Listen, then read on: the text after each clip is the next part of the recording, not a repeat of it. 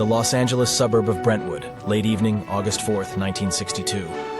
In the house at 5th Helena Drive, the last seconds of Marilyn Monroe's life are ticking away. Marilyn is the actress, singer, and quite possibly the greatest sex symbol the world has ever known. Although the investigation ended 3 weeks later, concluding that it was a suicide, there are still doubts to this day. Many people are convinced that she was murdered. A strange life story reminiscent of a wild roller coaster ride violently ended when Marilyn crossed paths with the powerful people of this world.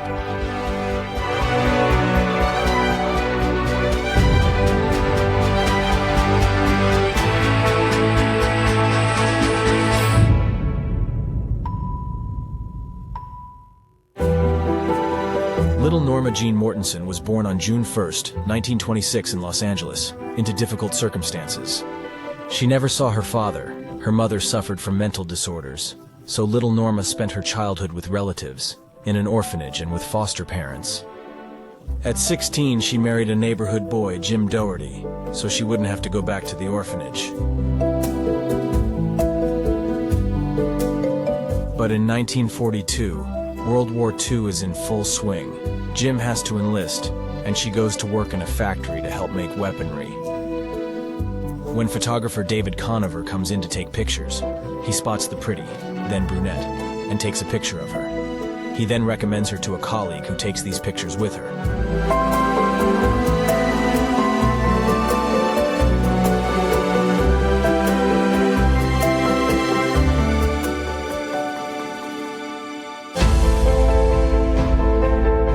Suddenly, she's getting more offers, taking her first magazine cover shots while still a teenager. But she wants more. She longs to make a career in film.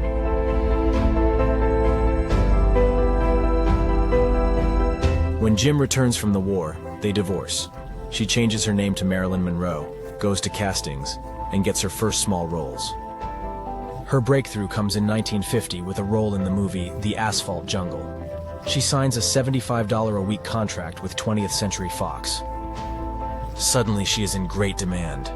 She even appears on posters, unaware that the most important pictures of her career had been taken the year before.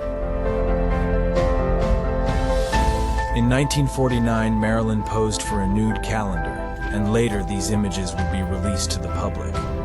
The film studio is outraged, as is the conservative section of the public. But it would bring her enormous popularity and the status of a sex symbol.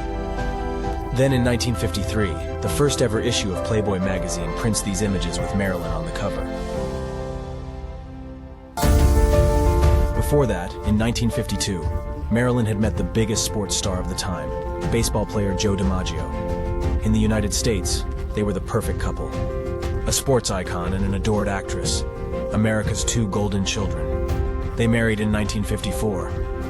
When Marilyn had her first Golden Globe nomination for a film called Gentlemen Prefer Blondes. But square cut or pear shape, these rocks don't lose their shape. Diamonds are a girl's best friend. After the wedding, the newlyweds go to Japan and Korea. In Korea, where Marilyn performs for the American soldiers, jealous Joe is taken aback by how adored his wife is. He would prefer a conservative stay-at-home wife. Instead, she's surrounded by legions of men.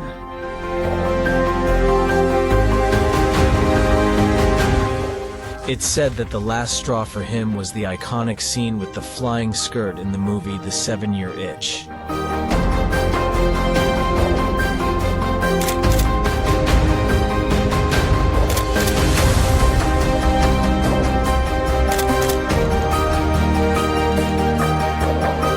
It was just too much for Joe. He divorced Marilyn after less than 9 months, but never remarried, and as we shall see later, never stopped loving her.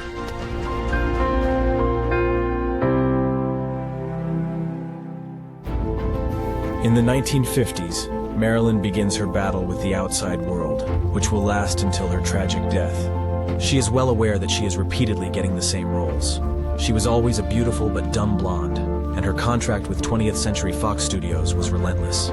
Her duties and the money the studio makes from her popularity are enormous. In comparison, her earnings are low. She wants to be respected as an actress and as a person. Unfortunately, most people only see her as a sex symbol.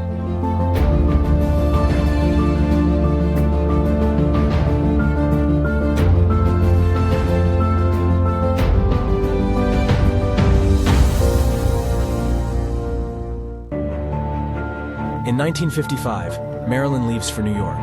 She wants to improve her acting and studies at the renowned school of Lee Strasberg and his wife Paula. She enjoys it. A national icon takes a class with acting novices who can't believe their eyes. In New York, she also meets successful playwright Arthur Miller. At first glance, they make a mismatched couple. He is 7 years older, an intellectual, and an introvert. She is a national celebrity, but Marilyn looks up to Arthur and wants to have children with him. After all, she is in her 30s. They marry in 1956. Miller leaves his wife and 2 children for her.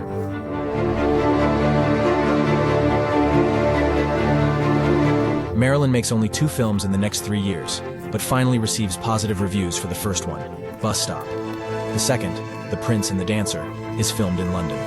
It's the first and last time she produces her own work, which is quite extraordinary at the time. In her personal life, she is not so lucky. She gets pregnant twice, but miscarries both times. In addition, her psychological problems get worse. She suffers from insomnia and becomes addicted to pills. She can't remember her lines. She always arrives late. Filming with her is becoming a nightmare. Yet it is at this time that she makes her most famous film. The comedy Some Like It Hot becomes a worldwide hit, and she wins a Golden Globe for her role as the singer Sugar. All alone, running wild. As if all the other woes weren't enough, her marriage to Arthur Miller also comes to an end. Marilyn stood by him when he was accused of being a communist agent. Now, however, she resents him for not standing up for her. She also blamed him for not liking her character in The Misfits, which Miller was supposed to write for her. Miller, in turn, can rightly blame her for an affair she had with French actor Yves Montand during the making of her previous film. This would lead to divorce in 1961. The Misfits will be the last film Marilyn completes. Filming with her is terrible. The crew, including her partner, 60-year-old Clark Gable, often have to wait for hours for her. Plus, the film is not a success.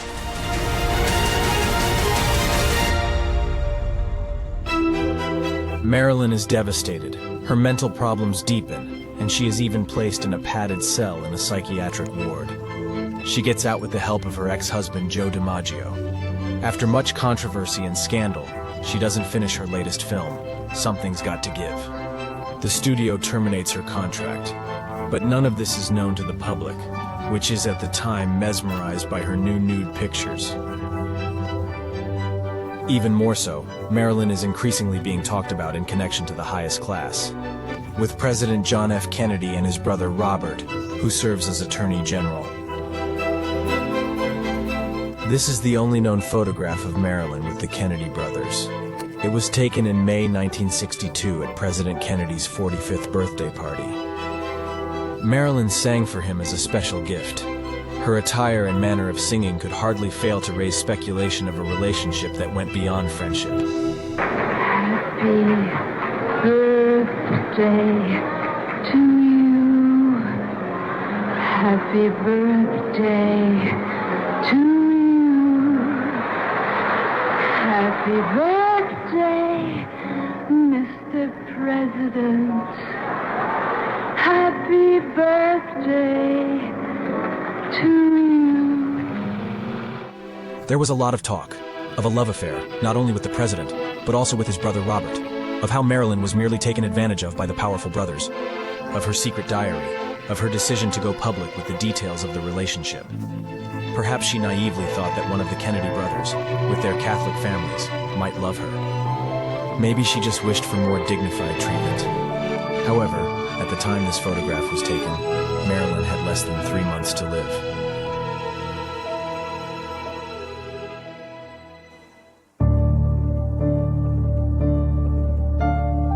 That fateful night came on the 4th of August, 1962. Marilyn spent the entire afternoon at her house and went to bed after 8 o'clock. At 3:30 a.m., her housekeeper, Eunice Murray, woke up with the feeling that something was wrong. A light could be seen under the door of Marilyn's room, but it was locked. When the housekeeper looked through the window, she saw Marilyn lying helplessly on the bed. A psychoanalyst and a doctor arrived shortly after, but at around 3:50, Marilyn's death was confirmed. As it later turned out, the dose of barbiturates in her system was so great that the theory of an accidental overdose was quickly ruled out, and the investigation was closed after 3 weeks as a suicide, especially with taking into account her well-known psychological problems.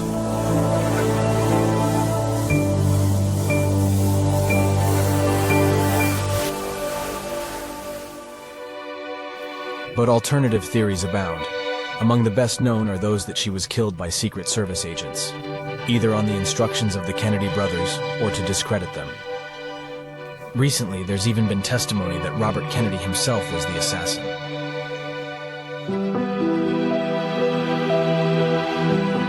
For newspapers across the country, the death of Marilyn Monroe has become a front-page story. The funeral was held on August 8th and was again taken care of by Joe DiMaggio, who reportedly cried all night in the chapel by her casket. The funeral was private, but hundreds of people surrounded the cemetery grounds.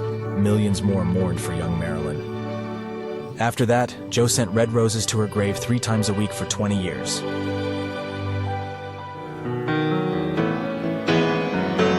"11 years later, Elton John and Bernie Taupin wrote the song Candle in the Wind, dedicated to Marilyn. Its lyrics include the following words, which express exactly what Marilyn wanted and got so little of in her lifetime.